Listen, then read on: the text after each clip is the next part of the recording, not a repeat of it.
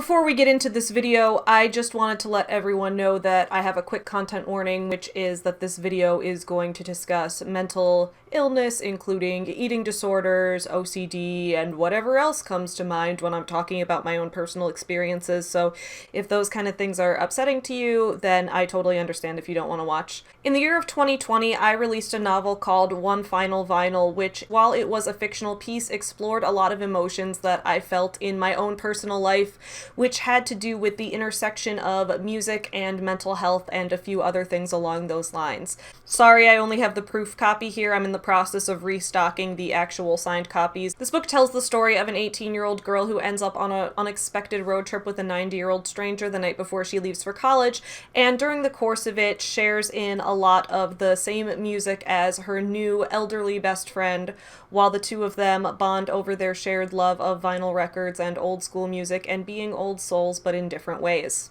Here are a few lines that I just want to read from it real quick that are relevant to the topics I'm going to be talking about in today's video. On page 67, I said, "So I like music that makes me feel. It doesn't matter if I feel good or bad. I just want to feel hard." And while that line at the time is presented as being something cringy that one teenager says to another at a middle school dance, that theme ends up being pervasive throughout the book and throughout the characters' arcs as they learn how music can affect their emotions and affect their own lives around them. At the very beginning of the book, we have this: "She told me how she once had a full-blown panic attack listening to Pink Floyd's album Dark Side of the Moon on vinyl because of Time, the penultimate song on the A-side. Then we both flopped on our backs on her bedroom floor and closed our eyes as we listened to David Gilmour tell us how quick time passes, and together we felt our lives slip away." I'm pretty sure that's the first time a record ever made me cry. While the main character in this book, Emma, and I are actually pretty different in terms of our personalities and our characteristics as people, we have something important in common, which is that I also have a record that really did that for me. So we're going to talk about it. Get you some nuts. There was lots of memes. Makes me wonder if I should take up lesbianism. Chicago. You guys asked for it. Hey, what's up my fellow small business supporters? It's Savvy. Welcome back to my channel, Savvy Writes Books. Today's video is going to be a little bit different, so if you're subscribing or if you're like watching this video because you were searching for like sad things about Daft Punk, then like, I don't know if you'll want to subscribe to this channel because I normally talk about books, writing, and my life as a small business owner running a company called Forever Home Friends that produces children's books, plushies, toys, and merch based on real rescue dogs and their journeys to adoption.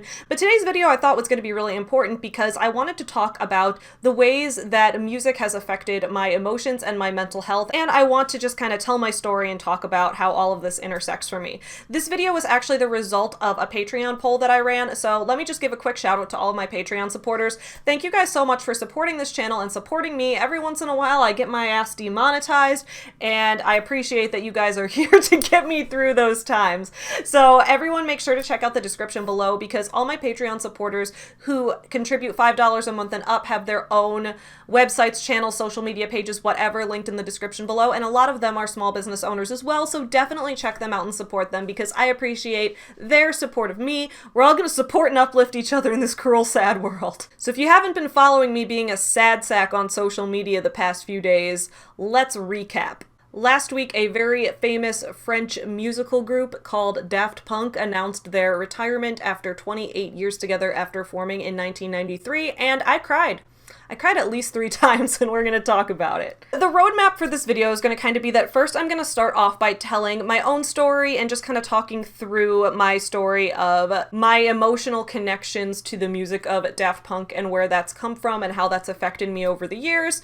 And then from there, I'm going to connect that to my mental health and talk about how music has gotten me through difficult times mentally. And then from there, I'm going to make that connection to how it's affected my writing and how I think I could use this kind of thing for inspiration going into the future. But I'm also just sad, so maybe this won't be that organized. Maybe this will just be a mess. I'm trying to keep it organized, guys. I was like, this will be a video essay. Lol, that's funny. Last week, I wrote a brief, I guess I would call it a blog post or something of that nature about the way that I've been emotionally affected over the course of the past decade-ish by Daft Punk and their music. I don't really do much blogging anymore, so I ended up posting that on my Instagram story, so it was gone after 24 hours. So for those of you who saw it and sent me a comment saying you liked it, I appreciate that. It was full of typos because I was typing through crying because I had done this right after I had watched the video called Epilogue that they put up to announce the retirement. But I'm going to kind of tell the story that I told in that blog post. So it was the spring of 2013 and I was just not okay.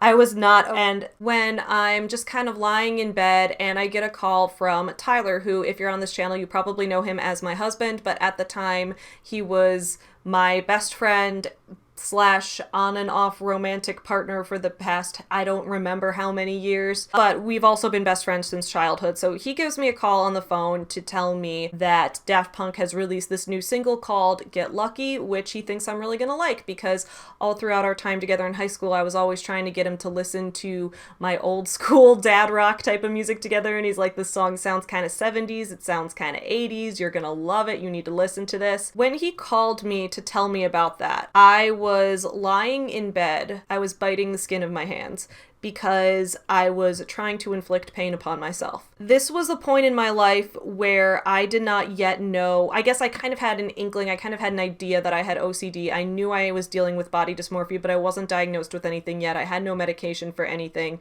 And I was at the point here where I had been, I would have been like 20 at that point. So I was about 3 years recovered from an eating disorder, and I was, lying in bed, and someone had just put a photo of me up on Facebook where I noticed that in my mind, I looked so fat. And, I showed the picture to Tyler, and he was like, actually, you look, almost underweight in this picture. What are you talking about? And I'm like, well, my shirt's too tight. Well, the fact was the shirt had fit me a little looser when I actually was underweight, and I had gained 10 pounds back. I was attributing that at the time to the fact that I'd eaten a hamburger the day before, and so I figured if I would lay in bed and just bite the skin on my hands over and over again, then I would punish myself and I would condition myself not to eat a hamburger in the future and not to let myself gain weight again. And I thought I was past this at this point, and Tyler had thought I was past it, and he was worried about me, so he called me up. So we decided to listen to the new song together, and we took a nice long walk together along Lake Michigan, which lasted hours and hours, and we ended up spending the night together. And throughout the course of that night, he learned more about how not great I was doing. At this time, I appreciated that more than I could ever tell him, because we were not together during this time. I had ruined it with him. I hadn't been able to commit to him in the way that a good partner should be able to commit to someone.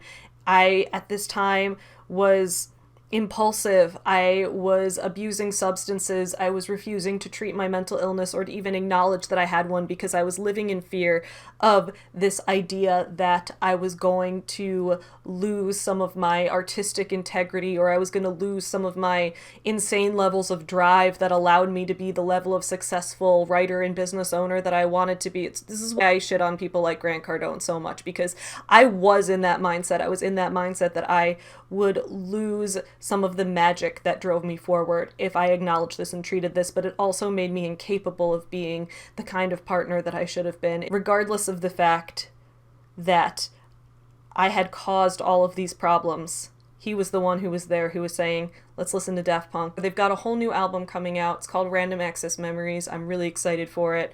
And we listened. We listened when the new album came out. We listened to it together. Now, whenever I hear most of the music on it, it just reminds me of a time when someone was there for me and willing to commit, no matter how many mistakes I'd made. To an extent, we were also excited for this new album because it was somewhat reminiscent of, I guess, what at the time could have been considered the good old days we had together. The last time that Daft Punk had toured was 2007, which was the year that I was a freshman in high school, and that was the year that, Tyler and I went on our first date together and started dating, and we would regularly hang out in the high school auditorium and, hang out with, like, the lighting boards and the sound switches and all of that, and we would take all these Daft Punk remixes and, like, blast them throughout the auditorium, and then we would, hang out in the backstage area, and we were laughing together, and we'd have the best time. And I know to an extent, those were kind of the good moments back in high school. Those were the moments where I wasn't freaking out. Those were the moments where I wasn't having manic episodes. Those were the moments where we were just having a good time and laughing and hanging out together. And now that I was in an even worse place with my mental health, we were just gonna have a good time together again with some good music that we could share. So let's jump a little bit forward to 2017. In 2017, I guess I would say I was happy because we were living together. I was about to start up a business. We were planning our wedding for that year, and there was this like hopefulness to it that like, you know, I bet Daft Punk's gonna tour this year because they toured in 1997, they toured in 2007, and now it's 2017, so that makes perfect sense. And regardless of it, you know, I'm somewhat happy, I'm somewhat hopeful for my future. I'm content overall because I had, at this point, I had spent a year in therapy, been on medication for 2 years, I had been treating all of this, I had gained 20 pounds, and I hadn't bitten my hands back since 2013. I hadn't tried to punish myself for eating or for gaining weight or for anything. I hadn't done any of that. And I no longer got manic. I no longer had manic and depressive episodes of any kind. I was content, but to an extent, I was only content. And this is what I think a lot of people don't tell you about mental illness recovery, is that it's kind of like how people tell you not to do meth. Not just because of how bad it is for you, obviously. And by the way, I've never done meth and I absolutely don't condone it. Because you will experience this level of elation that you can't match after that. You don't want to raise the bar for what feeling good feels like. I had such a big range of emotions. When I felt good, I felt good. And when I felt bad, I was miserable. And I've always been kind of an extreme person. I don't always go in the moderate direction. I commit to one thing or another, and I've talked about this, and it's good for goal setting, and it's good for being a business owner and a writer and for being successful. But I was also at the point now where every once in a while I'd get kind of a glimpse of what happiness had used to truly feel like for me and know that I could never reach that level again. And it made it hard for me to want to stay on my medication. It made it hard for me to want to recover. My heart rate didn't rise like it used to when I was excited. I didn't uncontrollably bounce, and I knew that when I used to act that way in the past, I had some level of cute girl privilege where people just kind of wrote me off. In reality, I wasn't a manic pixie dream girl. I was just manic. I was just regular manic. And at that point, I was so used to being normal and used to being stable, used to being healthy, that it felt like I could almost feel nothing. I would feel a little bit of happiness accomplishing a goal. I'd feel happy about the fact that I was about to get married to the love of my life. I'd feel frustration when I got stressed at work or when I was juggling too big of a workload. I'd feel sad sometimes. I felt a range of emotions that, from what I described to everyone, was pretty normal, but it didn't match what I felt before. Overall, it made me feel like I went from being not at all okay to being just okay. And that made me the saddest of all. In 2020, Tyler and I were getting ready to celebrate our 3rd wedding anniversary and I guess our 13th year of being in our fun roller coaster of a relationship, our 16th year of knowing each other at all. And for a gift, I decided to get him this vinyl record right here. We now have a really awesome record player. I was like, we gotta play all my old school music. Where else are we gonna play it but on a record player? So I got this record for us. Around that time, I decided to just kind of sit down and listen to this album in full for the first time in a while. I listened to it and I let it process and I let it sink in, and flashed all these images back in my mind of all the highs and the lows and the good times and the range I'd gone through and how much I'd progressed. And it gave me those images of back when it was first coming out and when I first heard it, and the images of having someone reach out to me because they knew I wasn't okay, even though I had hurt them in the past, but them still being willing to be there for me. And it gave me those images of me feeling things that were beyond what I was supposed to be able to feel. And suddenly it got to the song Touch, and if you're a Daft Punk fan, you know the song. This is what hit me the hardest, right? Because this was the song they used in their retirement announcement video, was the piece of the song Touch. And I'll put some of the lyrics up on the screen so you guys can see. I'm not going to read them right now. I'm already starting to cry. I got to that song, and it was like something unlocked. Like, I'm not a psychologist, I'm not a neurosurgeon, I'm not a therapist, I can't tell you what it was or how it worked or why, but it was like I could feel again. And I don't know what it was. It's like It's like what I wrote about in One Final Vinyl, how music can sometimes just makes you able to feel emotions again. And since then, you know, it's not like it flipped something forever. It wasn't like I went back to the way I was before, you know. It reminded me that even while I'm on medication and even while I'm in a healthy place, I'm still able to feel things. And now I can't listen to it without thinking about how it made me remember how to feel things. Wow, this is like, everyone probably thinks I'm being so dramatic. I can't help this though. But I'm happy for the fact that I'm crying over it, because just these reminders that I'm still capable of feeling things like I used to, it reminds me that everything's gonna be okay. And I hope that makes sense. So I have a lot of stories about music. I have a lot of ways that music has affected my mental health and affected my writing and inspired me to create things and make things. I mean, the music affects my writing, mental health affects my writing, music affects my mental health. It all ties together. And I mean, obviously today's video is focusing specifically on Daft Punk and their music. And the creative inspiration that I drew from them, how that parallels the way that, you know, in One Final Vinyl, the main character, Emma, how she has those same kind of emotions and those same kind of connections to first Pink Floyd and then later to Billy Joel, and that's part of the arc, is her building that connection to Billy Joel and his music as well.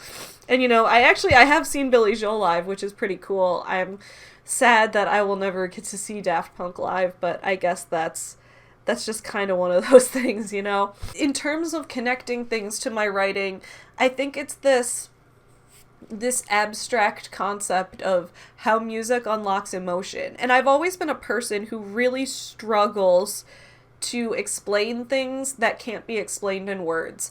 And maybe that's why I became a writer. I feel like in terms of being a writer, I'm one of the more, you know, analytical and literal writers that I know. A lot of writers are very figurative or know how to evoke things that can be inferred and implied, and I've always been bad at that. I've always been, you know, like the words of affirmation is pretty much my exclusive love language. I need to be told things or else I can't process them. That's just, I don't know if that's OCD related or what, but I've always had a hard time conveying emotions that can't be conveyed in exact words and explaining things in a way that will connect with another person. But for some reason, the emotions that come with music and the ways that they evoke memories and the ways that those memories connect to the sounds you're hearing and the emotions you're feeling and the things that you're doing and what you see around you and what images are in your head when that happens, that's something I've always been able to translate to writing for some reason. And I mean, now I work, in addition to, you know, being a business owner and writing novels, I work as a music journalist, which I guess is really fitting. But I just want to show a couple parts where this kind of, I was able to put this into my writing, and I hope this means something, I don't know. So towards the beginning of the book, right, Emma is really struggling with listening to Pink Floyd's music because the song Time on the A-side of Dark Side of the Moon is making her feel like she is in no control of the way that time slips away from her. It's making her feel like she's aging too fast, like she's being pushed farther in life ahead of what she's ready for. And then later on, when she's on the road trip with Daisy, the 90-year-old woman that she meets, she says, they start hearing, they listen to Uptown Girl by Billy Joel, and she says, I guess Billy Joel is an objectively good musician since music is supposed to make you feel, and he makes me feel a lot of things, even if those things are mostly sadness and anger. Like, take Piano Man, for example. It's similar to Pink Floyd's Time in that it makes you ponder how much of your life you've already wasted. Eventually it sinks in how much you're never really going to accomplish, and how if you feel this empty and regretful now, imagine how you'll feel when you're 50 years old and still have nothing to show for it. But then later, towards the, I guess not end, but maybe 3/4 of the way through the book, where she's having a flashback that reveals a lot about what from her past has been holding her back. She talks about a time she visited one of her friends in another state, and her friend's roommate puts on Dark Side of the Moon, which she isn't ready to listen to yet, and she's still feeling like she has an emotional connection that she can't break free from to it. And so it says, Haley dropped the needle and those weird sounds began, winding clocks, grinding gears, whatever they are. My heart rate increased a little and I started silently praying that I wouldn't have the same terrified, overly emotional reaction to this album that I had last time. But that's what this album does. It's like Billy Joel. Even if I don't personally like listening to the music, I have to admit that it's objectively good because it makes me feel hard.